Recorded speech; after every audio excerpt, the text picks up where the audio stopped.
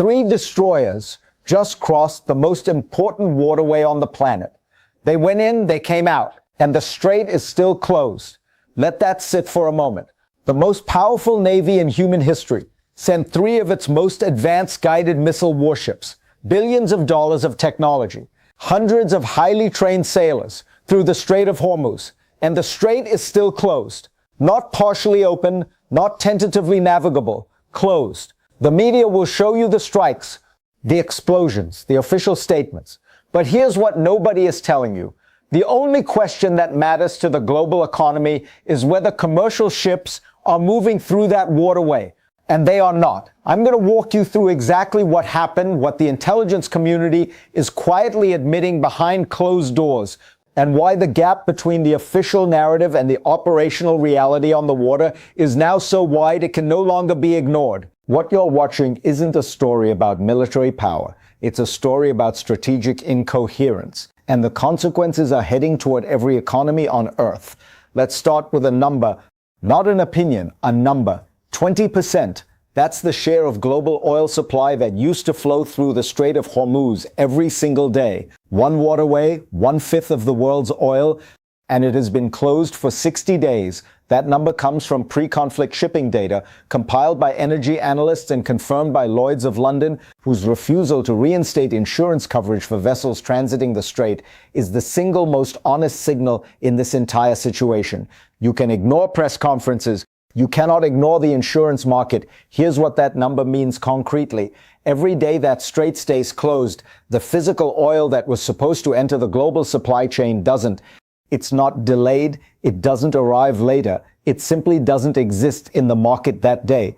Multiply that by 60 days and you begin to understand why American gasoline stockpiles are at the lowest recorded level for this time of year, why diesel prices have roughly doubled from where they were before this conflict began, why 70% of American farmers reportedly cannot afford fertilizer at current prices.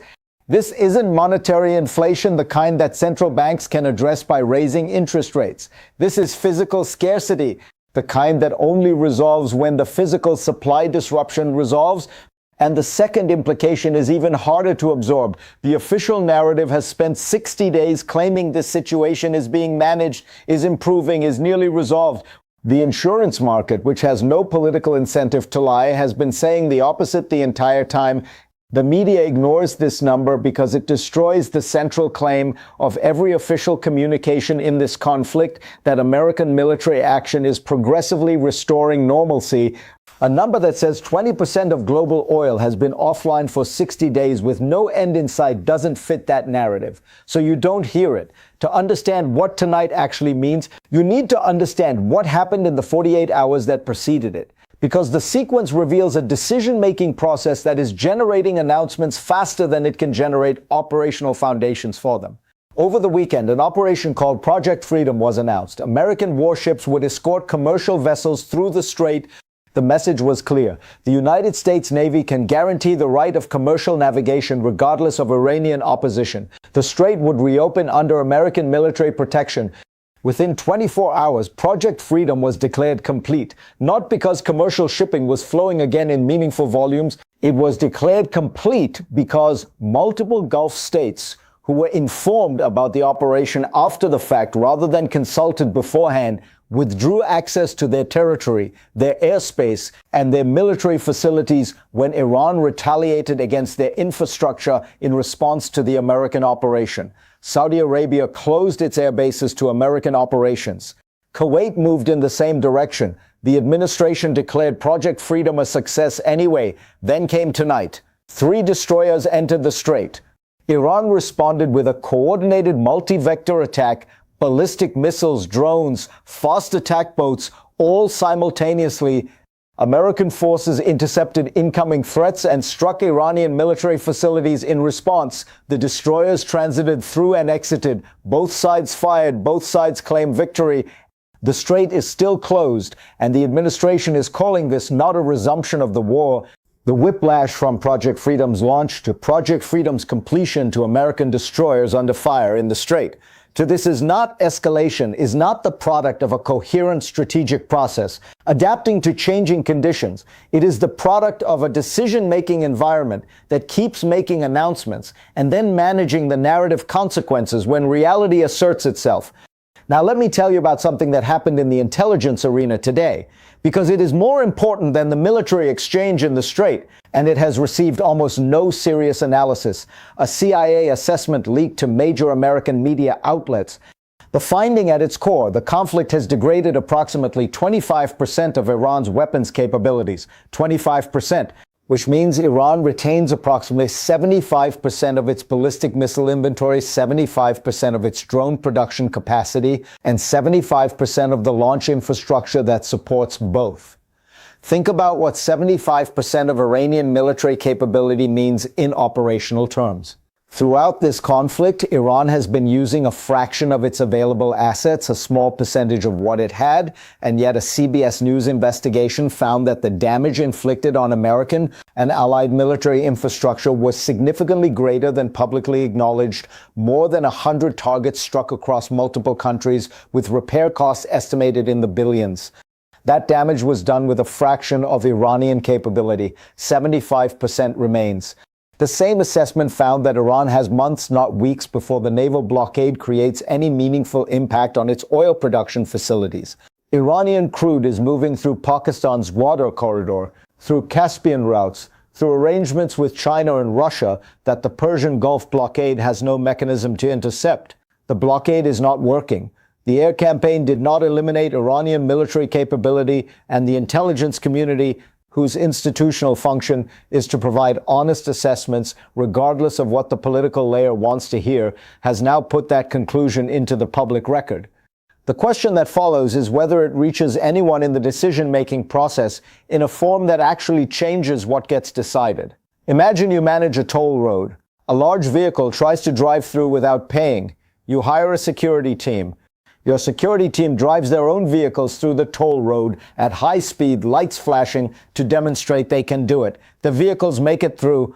You call that a successful security operation. But the original vehicle, the commercial truck that was supposed to pay the toll and carry its cargo to market, is still parked at the entrance. It hasn't moved. The cargo hasn't moved.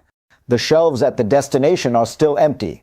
And your security team just announced the situation is under control. That is what a transit of the Strait by military destroyers means when commercial shipping remains stationary. The demonstration was real. The impact on the underlying problem was zero. What most analysts say is happening here is that a superior military power is progressively degrading a regional adversary's capacity to resist, and that the economic and military pressure will eventually force a settlement. That is the surface explanation. It is incomplete in two ways that matter. The first structural problem is that 70 days of one of the most intensive air campaigns in American military history have produced 25% capability degradation against an adversary that was supposed to be neutralized in 4 days. That ratio between the effort expended and the result achieved does not improve over time in the direction the official narrative requires. It worsens because the adversary adapts, disperses, and hardens remaining assets while replacing degraded ones through supply chains the air campaign cannot reach. The second, deeper structural impossibility is that the stated objective, forcing Iran to surrender control of the Strait on American terms, requires Iran to make a rational calculation that resistance is more costly than capitulation. But Iran's decision makers have now watched 70 days of the most powerful military in the world attempt exactly that coercion, and the cost to Iran, while real, has not approached the threshold that changes the calculation. The adversary has a rational choice reason to continue resisting. Every day the Strait stays closed, the pressure on the power attempting to reopen it increases, not decreases. The economic damage accumulates asymmetrically. Iran absorbs it through alternative channels. The global economy, which is structurally dependent on that 20% of daily oil supply, does not have an alternative channel. The game theory produces a situation where waiting is Iran's dominant strategy, and no amount of additional military action changes that underlying logic until something fundamentally shifts in the economic equation on one side or the other. While American destroyers were exchanging fire with Iranian forces in the Strait tonight, something else was happening simultaneously that will prove more consequential over the coming decade. Iran's foreign minister was in Beijing, meeting with China's top diplomatic official. The readout from that meeting used a specific phrase, regional security architecture, that has now appeared in Russian, Chinese, and Iranian diplomatic communications with identical wording across 3 separate channels in the past 72 hours. Identical phrasing across 3 independent diplomatic systems is coordination. It is the deliberate construction of a shared vocabulary for a shared project. Russia is pricing its oil in Chinese yuan, not discussing the possibility doing it. Countries that want Russian crude pay in Chinese currency. This is a direct structural challenge to the arrangement under which global oil has been denominated in dollars since 1973, the arrangement that creates permanent global demand for dollar-denominated assets and allows the United States to finance its national debt at rates its underlying economy could not otherwise support. 4 of the 5 largest banks in the world are now Chinese. 25 years ago, China had no banks in the global top 10.